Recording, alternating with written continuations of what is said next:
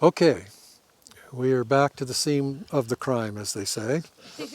It's not our crime, it's the European hornet crime. I showed a video, I don't know, maybe 2 months ago of this yard and talked about how they got really hammered by European hornets. And we do have a few small colonies in this yard. I was here about a month ago with Selena and John, and we fed them and kind of babied them a little bit. And then John and Seth were back here a week ago and fed a little more fondant and pollen patties. And today we're doing something that, you know, textbook would tell you not to do. We're famous for that. So what we're going to do here is, now that they've had pollen supplement patty with pollen in the patty for about a month now, I think we're going to have some brood here. So anybody that's watched our videos for any length of time knows we're not really big on pollen supplement. It's often called pollen substitute, and I just don't think there's anything that is a perfect substitute for pollen. You can't duplicate Mother Nature, but you can supplement and help her out a little bit, and that's what we've been doing here. We've been trying to rear around a brood or two with these small colonies on supplement. I'm sure that the natural pollen from the fall is probably pretty much out of the combs now. We'd probably have a hard time finding any. But when you look at a beehive or a colony of bees, you can kind of look at it as a little food bank. All these little individual bees and their fat bodies are kind of a little bundle of nutrition walking around there, and they can rear brood food out of their own systems without any pollen at all. And then we're feeding pollen supplement, and that can help out too. That's giving them some of the nutrition they need, but in our case here, we know that the real pollen is not very far off, and this little food bank, if you want to call it that, is going to replenish itself soon. So if these bees had to subsist on only pollen supplement forever, at some point they would have a gross problem with malnutrition, and the immune systems would break down and the colony would suffer disease, and it just wouldn't go well. Kind of like humans can survive on bread and water for a while, but eventually something's going to break down and give. And that's what's going on here right now. They're getting along and they're rearing brood food and rearing brood, I'm sure, and the pollen supplement is helping them a lot, but at some point it would be a problem unless real pollen entered the picture. And that's going to happen in this location in about 1 month. The maple trees in this location will start putting out a really good pollen flow about a month from now.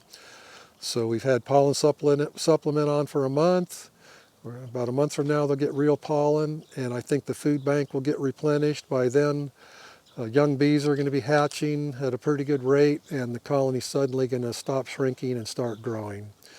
Okay, so let's get back to the real reason we're here today, and that is that we're going to try to boost the small colonies with brood from the bigger ones. People will say this is crazy in January, and you know, if you got out a pencil and a calculator and somehow you were magically able to figure out just what the expense is in labor, you know, I'm paying these guys to be here with me, so, and you guys are so expensive. Yeah, right. And so, you know, their salary and the fuel in the truck. Is it really worth it to be here to try to save, what, maybe 3 or 4 or 5 colonies? And if you get right down to it and calculate it, the answer is probably no. Probably be cheaper just to let the small ones perish and just, you know, make new ones in the spring. We're really good at making colonies. It's not that expensive or that big of a deal to do. But there's really another reason to be here, and that is it's to stay in touch with the bees. I haven't been here in a month. I want to touch them. I want to see them. You know, we're already starting to plan for next spring. I want to know in the back of my mind what I got to work with. And starting to equalize as early as late January is helpful for me, just to keep in tune with what's going on. So we actually have a little bit of pollen coming in. It's 48 degrees. I just looked at the truck thermometer. Let's see, am I focused? I just looked at the truck thermometer. It was 48 degrees. And they're carrying a little bit of pollen. That's interesting. I know, it's cool, isn't it? Yeah, that is cool. Pollen's neat. And I remember this pallet from a month ago. This was where the really small ones were. This was one of the colonies that was really getting picked on by these hornets. I'm surprised that even they don't. That's a European hornet, isn't it? And then they're coming in. John, you got a small one too. Well, it's like, I see, okay. Thinking it might be right on, yeah.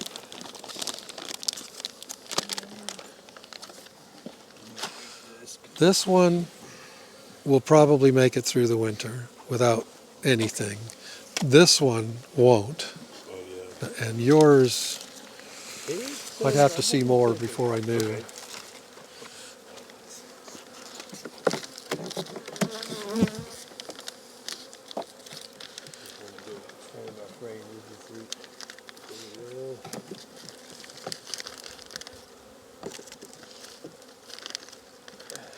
John, I had a comment on one of my videos. Somebody said, I like working. Okay, there's a little bit of brood. What's the next one look like? Okay. I had a comment on one of my videos. Somebody said, I like watching John work. And I felt like commenting back and saying, yeah, I need to bring my easy chair. I like watching John work too. Oh, yeah. I love people watching me Okay, work. this is going to make it through winter. Yeah, okay? they're going to be okay. yeah. Because they're hatching bees, right? See this? Mm-hmm. They're hatching young bees now, so they've been rearing brood for a little while. Yeah, she's coming back behind it too. Got eggs in there. Okay. So this is one of our smallest colonies. We can't just literally boost it. This is a frame with hatching brood, hatching right now. I can see bees hatching. We're going to put this frame in this very small colony, and then we're going to swap locations with something that's a little larger. It is pretty cool. Not many bees are going to fly home, but some could. And I'm worried that that's not enough bees to maintain that brood if a few go home.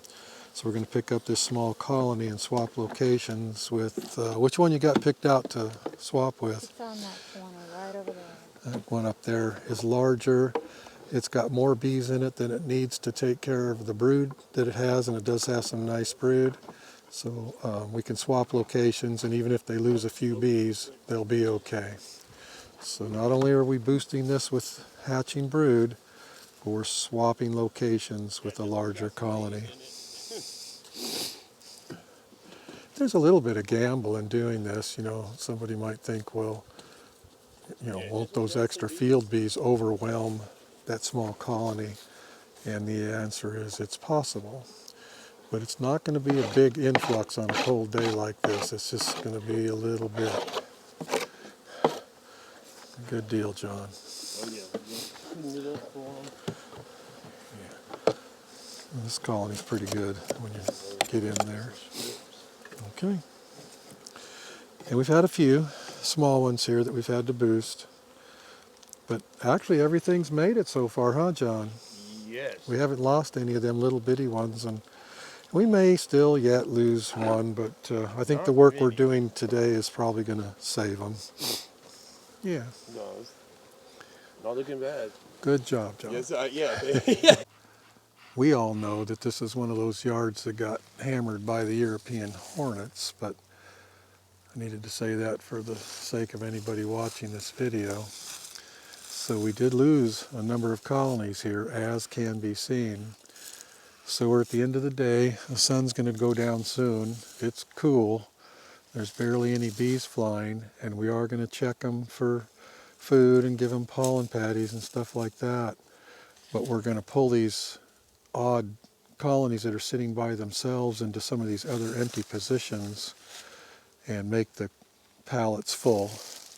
And the reason we can get away with that today is because the forecast is for cold weather for a while. It's going to be a week before these bees fly again. So the next time they come out of the box, they're going to have to reorient anyway. Okay.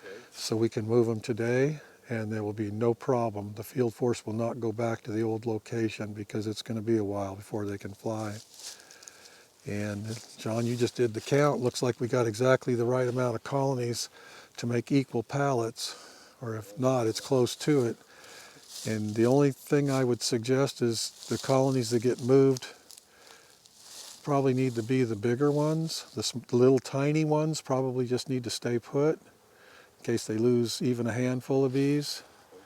But I think that'll work. That makes sense? Oh yeah, Yeah, for sure. okay. Yeah. I know it makes sense. I'm just saying that for the video.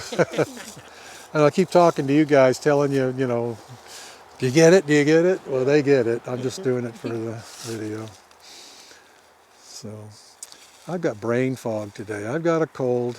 Just came off of some bronchitis and a little bit rummy in the brain today. Can you tell, John? No, No?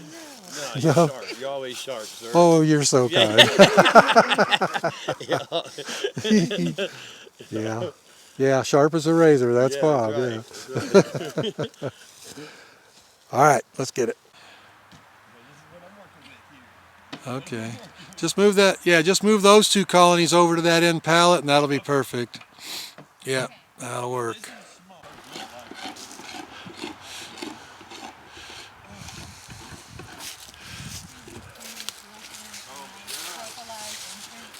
Oh yeah, I thought you were talking about how dirty it was.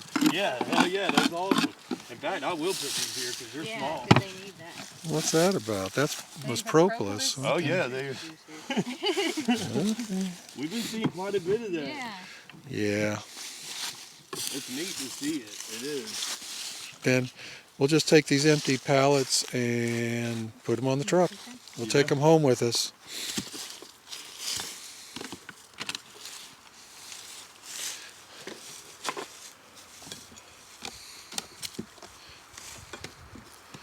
Yeah, that one's gonna be okay.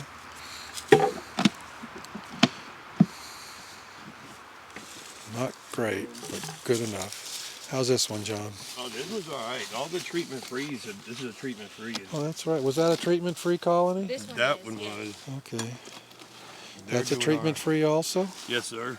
Okay, all right. And I guess we'll be moving one of those over this way then. Yeah, just leave that one right there and we'll take one off that pallet over there and move it over here. Okay. Now try to be kind of quiet and gentle with them so the bees don't Want to fly? want to fly. Yeah. Okay. That's a golden West Queen right there that's not been treated. This colony's not been treated in over a year, so we're keeping track of that too. We're doing just fine. So there's my queen. Okay. Um. Well, here, I'll hold her. Give me that frame. Okay. I'll hold her while you look. Maybe this is the hatching. Is that hatching? Yes, this is hatching. Okay, donate that one to that little one down there. You got What's this one like? This one's pretty good. I'm gonna see if I can. This is the top Oh of yeah, it. you got a lot of bees in that Yeah. top box. I'm gonna see if I can find a little hatching bird for this one. Okay, yeah, we can do a little equalizing here. Just imagine what this yard would be like if we wouldn't have got hammered by the hornets. Yeah, this was not good.